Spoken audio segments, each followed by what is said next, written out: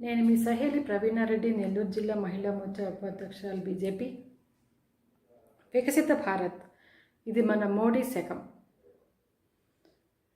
క్రితం ఎన్నో ప్రభుత్వాలను చూసాం, ఎంతమంది పాలనలో చూసాం. పాలనా వ్యవస్థలో దేశ అభివృద్ధిని, ప్రగతిని సూచించే వాటిలో ముఖ్యంగా ఆర్థిక ప్రగతి అనేది ముఖ్యమైంది. ఈ ఆర్థిక ప్రగతిని పెంపొందిస్తూ దేశ నాయకులు తీసుకునే అభివృద్ధి నిర్ణయాలు అనేవి ప్రతి సంవత్సరం బడ్జెట్ రూపంలో విడుదల చేయటం ఒక ఆనవాయితీ. క్రితం కేంద్ర మంత్రి నిర్మలా సీతారామన్ గారు తాత్కాలిక బడ్జెట్ని విడుదల చేశారు. దాన్ని అందరూ గమనించే ఉంటారు. క్రితం పాలనా వ్యవస్థల్లో వివిధ రాష్ట్ర ప్రభుత్వాలు కానీ కేంద్ర ప్రభుత్వాలు కానీ విడుదల చేసిన బడ్జెట్లను మనం గమనించినట్లయితే రాబోయే ఎన్నికలు ఒక కొద్ది రోజుల్లోనే ఉన్నాయి. ఈ ఎన్నికలు దృష్టిలో పెట్టుకొని ప్రభుత్వాలు ప్రజల్ని ఒక ఓటు బ్యాంకు రాజకీయంగా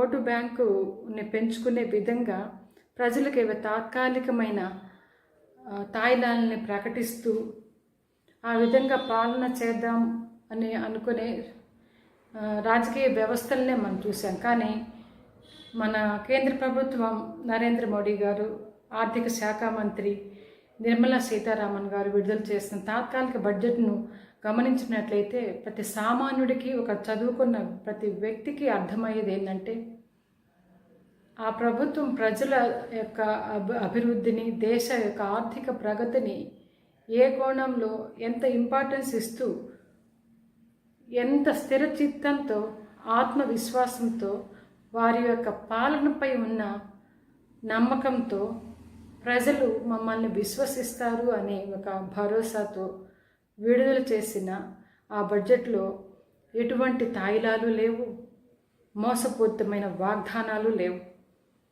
దీర్ఘకాలికమైన అభివృద్ధిని బేస్ చేసుకుంటూ ప్రజల యొక్క మౌలిక వసతులను, మౌలిక అభివృద్ధిని బేస్ చేసుకుంటూ వారు విడుదల చేసిన బడ్జెట్ అనేది ప్రతి ఒక్కరూ హర్షించదగ్గ విషయం, గుర్తించదగ్గ విషయము అని ఆర్థిక నిపుణులు చెప్తున్నారు. గమనిస్తే సామాన్యుడికి కూడా అర్థమవుతుంది. అసలు ఈ బడ్జెట్ గురించి మనం ఎందుకు తెలుసుకోవాలి?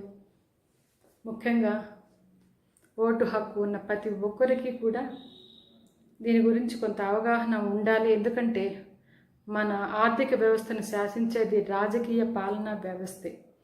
రాజకీయ పాలనా వ్యవస్థని మనం నిర్మించుకునేది ఓటు హక్కు ఉన్న ప్రజలే. ప్రజలకు ఆ విషయం తెలియకపోతే ఎంతో నష్టపోతాం. ప్రభుత్వాలను నిర్మించుకునే న్యాయ నిర్ణేతలుగా ప్రతి ఓటరు ఉన్నప్పుడు ఓటర్కి బడ్జెట్ గురించి తెలియాలి. ముఖ్యంగా మహిళలకు కూడా కూరగాయలు కట్ చేసి వంట చేయటం ఇదే పని అనుకోకండి. వంట చేస్తున్నప్పుడు వంట సరుకుల యొక్క ధరలు ఎందుకు ఇలా పెరిగిపోతున్నాయి, వంట నూనెలు ఎందుకు పెరిగిపోతున్నాయి, నిత్యావసరాలు ఎందుకు పెరుగుతున్నాయి, దీనికి అనుగుణంగా మన ఆర్థిక వ్యవస్థలు, మన ఆర్థిక ఆదాయమైనా పెరుగుతుందా, మన తలసరి ఆదాయంలో ఏమన్నా మార్పు వస్తుందా? ఈ గమనింపులు సామాన్యంగా ఒక కుటుంబంలో తల్లిదండ్రులుగా, యజమానులుగా మనకు వచ్చే ఆదాయాన్ని, ఆ ఆదాయంలో మదుపు, మన ఖర్చులు, పొదుపు ఇవన్నీ చూసుకుంటాం కదా. అదేవిధంగా ఒక నాయకుడు ఆలోచించగలిగినప్పుడే మన దేశ ఆర్థిక వ్యవస్థ ప్రగతిగతిన సాగుతుంది. G20 దేశాల్లో మన దేశం అట్టడుగున ఉండటానికి క్రితం ప్రభుత్వాలు ఈ ఆర్థిక వ్యవస్థ పటిష్టానికి సరైన చర్యలు తీసుకోకపోవటమే ముఖ్య కారణంగా చెప్పవచ్చు.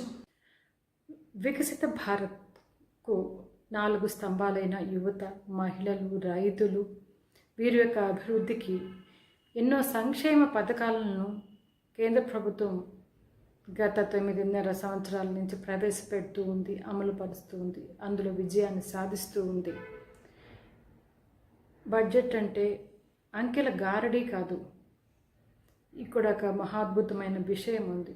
లాస్ట్ ఇయర్ 5.9 ద్రవ్యలోటును చూపించిన ప్రభుత్వం ఈ ఇయర్ దాన్ని 5.8కి ద్రవ్యలోటును చూపిస్తూ నెక్స్ట్ ఇయర్కి దాన్ని 5.1కి తీసుకువచ్చేలా వారి యొక్క బడ్జెట్ నిర్మాణాత్మక చర్య అనేది ఓటు బ్యాంకు రాజకీయంగా లేదు. అది దేశ ప్రగతికి ఆర్థిక అభివృద్ధికి పటిష్టమైన మెట్టులా ఉంది. దాన్ని ప్రతి ఒక్కరూ గమనించినట్లయితే ప్రతి బీజేపీ కార్యకర్త ఈ బడ్జెట్ను తాత్కాలిక బడ్జెట్ను చూపుతూ ఆ బడ్జెట్లో ఉన్న దమ్ము ధైర్యాన్ని చూపుతూ ధైర్యంగా ప్రధానమంత్రి నరేంద్ర మోడీ గారికి ఓటు వేయండి, బీజేపీని సపోర్ట్ చేయండి అని అడగవచ్చు. అలాంటి బడ్జెట్ను ప్రవేశపెట్టడానికి ఆ ప్రభుత్వానికి ఎంతో ఆత్మస్థైర్యం ఉందని చెప్పవచ్చు. వారి యొక్క పాలనపై వారికి ఉన్న నమ్మకాన్ని, ప్రజలు పెట్టిన భరోసానిగా ప్రజలు ఇస్తున్న వరుస విజయాలను కూడా తార్కాణంగా చూపవచ్చు. ఇందులో మరొక విషయం ఏమిటంటే మౌలిక రంగాలకు పెద్దపీట. 18 లక్షల కోట్లను మౌలిక రంగాలకు కేటాయించడం అనేది ఒక విధంగా గొప్ప విషయమే. 10 లక్షల కోట్ల రూపాయలని దేశ అభివృద్ధికి పెట్టుబడులుగా చూపటం అనేది మరొక సాహసోపేతమైన నిర్ణయం అనే చెప్పవచ్చు. ఏ ప్రభుత్వానికైనా ధనం ఎక్కడి నుంచి వస్తుంది? ప్రింట్ చేస్తే ధనాన్ని క్రియేట్ చేయటం అనేది సాధ్యపడేది కాదు కదా. వస్తే పన్నుల రూపంలో అయినా రావాలి, లేకపోతే అప్పుల రూపంలో అయినా రావాలి. పన్నుల రూపంలో ప్రభుత్వానికి ధనం రావాలంటే ప్రజలు సక్రమంగా ఆ పన్నుల్ని కట్టగలగాలి. ఏ స్థితిలో వాళ్ళు ఆ పన్నులను కట్టగలరు? వారి యొక్క జీవితాలు అభివృద్ధి ప్రధాన ఆర్థిక వ్యవస్థ స్థిరంగా ఉన్నప్పుడే వాళ్ళ పన్నులను సకాలంగా చెల్లించగలరు. ఆ ధనాన్ని మళ్ళీ దేశ అభివృద్ధికి, ఇతర ఖర్చులకి ప్రభుత్వం ఖర్చు చేయగలుగుతుంది. ఆ అభివృద్ధి రావాలి అని అంటే ప్రభుత్వ వ్యవస్థలు, రాజకీయ వ్యవస్థ కూడా పటిష్టంగా ఉన్నప్పుడే అభివృద్ధి వైపు వారి చూపు ఉండాలి, వారి ఆలోచనలు ఉండాలి, వారి పనులు ఉండాలి.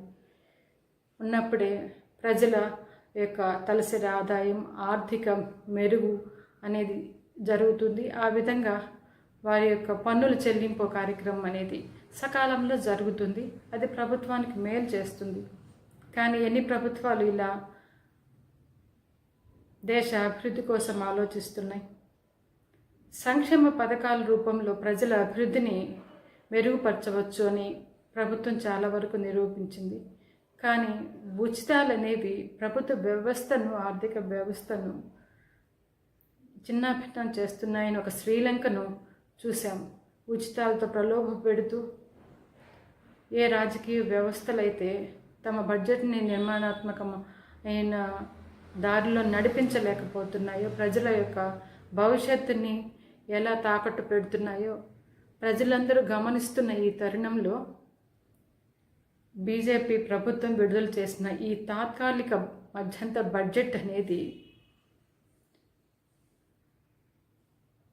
మరొకసారి బీజేపీ పార్టీని ప్రజలు ఎన్నుకొని ప్రధానమంత్రి నరేంద్ర మోడీ గారిని ఎప్పటికీ మన ప్రధానిగా అంగీకరిస్తూ ఏకఛత్రాధిపత్యంగా నిలపటానికి ఇదొక సోపానంగా కూడా ప్రతి ఒక్క కార్యకర్త చూపించి ఓటు అడగగలిగే ఆవశ్యకతగా ఉపయోగపడుతుందని ఆశిస్తున్నా. ప్రతి చదువుకున్న వ్యక్తి, ఆలోచన ఉన్న వ్యక్తి అందరూ